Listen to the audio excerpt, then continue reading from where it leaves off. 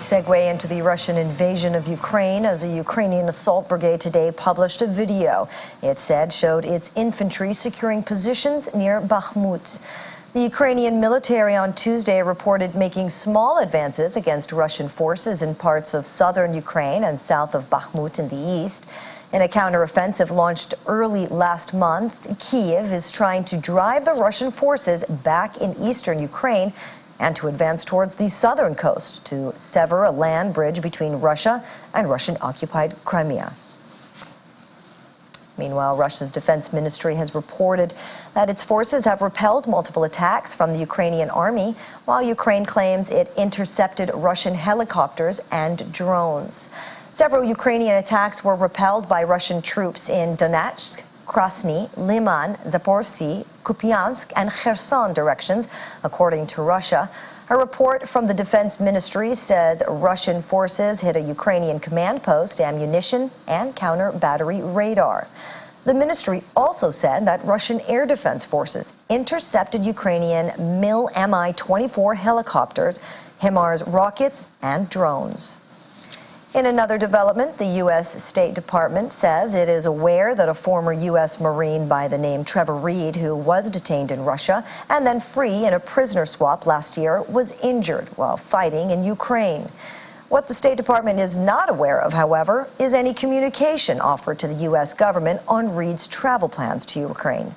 The United States has repeatedly warned Americans not to travel to Ukraine or participate in the fighting, and the State Department's travel advisory for Ukraine warns that there are reports of Russians singling out U.S. citizens in Russian-occupied areas of Ukraine for detention, interrogation, or harassment. We are aware that Trevor Reed was injured while participating in fighting in Ukraine.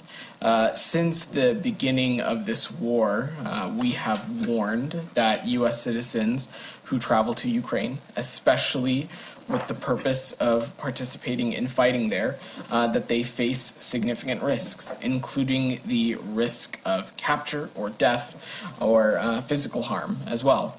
And so I want to be explicitly clear about something. Mr. Reed was not engaged in any activities on behalf of the U.S. government. And as I indicated, we have been incredibly clear, warning American citizens, American nationals, not to travel to Ukraine, let alone participate in fighting there. We are not in a place to provide assistance to evacuate private U.S. citizens from Ukraine, including those Americans who may decide to travel to Ukraine to participate in that ongoing war. Now, we are aware that through the support of an NGO, Mr. Reed has been transported to Germany, and he is receiving medical care. The White House has denied Reed was fighting in Ukraine on behalf of the United States, but House Press Secretary Karine Jean-Pierre told reporters Tuesday evening that the president has been briefed on the case. That Trevor Reed was injured while participating in fighting in Ukraine, so we are aware of that. But since the beginning of the war, we've been very clear. We have warned that U.S. citizens who travel to Ukraine, especially with the purpose of participating in fighting there, that they face significant risk. We have said that over and over again for the past more than 16 months now, including the real risk of capture or death. So been very clear with Americans here in this country about that. And I also want to be very clear here that Mr. Reed was not engaged in any activities on behalf of the U.S. government. And as I've indicated, the U.S. government has been extraordinarily explicit in warning Americans not to travel to Ukraine, let alone participating in fighting there. So as you know, we are not able to provide assistance to evacuate U.S. citizens. That's not something that we are able to do from Ukraine, including those Americans who may decide to travel to Ukraine to participate in an ongoing war. So we are aware that with support of the NGO, Trevor has been evacuated to Germany, where he is receiving medical care. Beyond that, because of privacy reasons, I'm not going to share any more beyond that. Back in Ukraine, President Volodymyr Zelensky has thanked the United States for its latest military aid package. The Department of Defense on Tuesday announced $400 million in additional security assistance for Ukraine, including air defense missiles, armored vehicles, and small drones.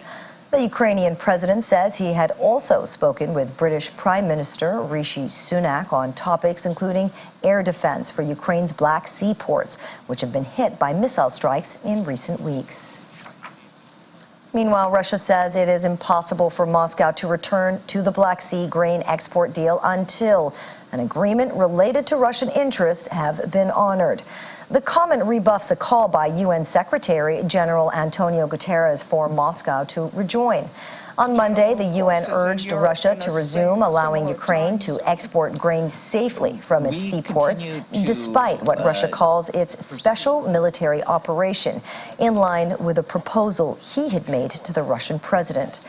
But the Kremlin suggested Guterres' proposal did not address its main complaint, that there has been no progress on a related agreement that was designed to facilitate Russian food and fertilizer exports amid Western sanctions imposed in response to the war. We continue to pursue, as we have said, the efforts to make sure that exports of food and fertilizer from both Ukraine and the Russian Federation can proceed. I don't have details on this to give you at this point, but as the Secretary General has made clear, he has not given up on this because it's essential, not just for those two countries, but for the well-being of the world.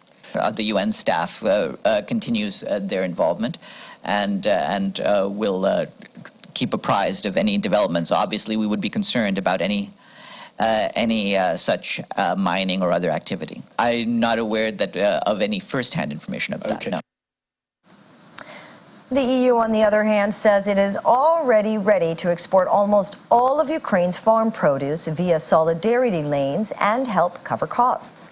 Solidarity lanes are rail and road transport connections through EU member states that border Ukraine, such as Poland and Hungary, while the most significant lane is through Romania. Expanding grain transit through the EU is sensitive for Poland and some other EU countries bordering Ukraine, where farmers have come under pressure from increased Ukrainian imports. We are very worried about this decision, but we are not surprised. This is not the first time that Russia used the food as a weapon, and this decision is also not surprise, I think, for all of us. This is not attractive enough. The trade using the solidarity lanes by Poland, by Hungary, for example, by Romania. Romania is the biggest transport corridor. But we need to consider the support for the transport. Without of this, there is a risk that Russia will be beneficiary of this situation, because it will be cheaper to buy grain from Russia than to pay for the grain from Ukraine, transported by Poland to the Black Sea, to the Baltic ports. The cost of this operation will be always higher than Russia can offer on the global market.